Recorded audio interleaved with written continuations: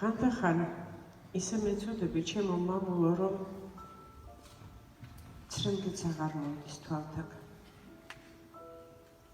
უსასრულობით შეწუხებული, სულ ხორცს გაყრილი ჩემს სავწვალთაგან ისევე უფალს შევევედრები, გადაგარჩინოს მამულო ჩემო. ნუ გაქვს იმედი რუსის და თურქის, ურჯულო იღწვის რომ დაგიჩემოს. ჯერ არ ყოფილა რომ კაცთაგანს უცხო ჯიშისას და არა ქართველს. მადლი მოეღოს შენს მიწაწყალზე, თუ რამ მოგვიგდო უკანვე გვართმევს. თურქს და ოსმალოს ბევრი ვეაჯეთ, ვეხვეწეთ ბერძენს, თათარს და ყიფჩარს.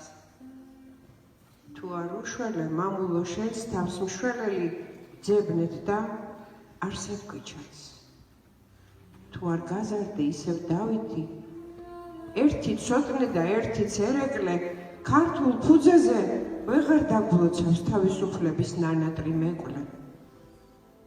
მე ისე მტკივა მამულო, შენი ყოველ ცისმარე ამოკნესება, შენი ჭირი და შენი ცრემლებიც გულში დუღარედ ამომესკნება. წელთა გმინვაში უცხო ჯიშისას მაინც ვერავის ვერ შევეკედლეთ. გამოგვიზარდე ისევ დავითი, ერთი ცოტნე და ერთიც ერეკლე.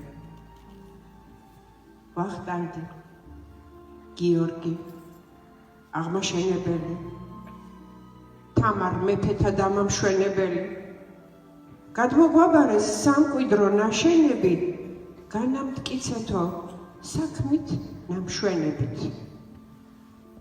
ჩვენც რაც შევიძელით, დავჯიჯგნეთ საქართველო.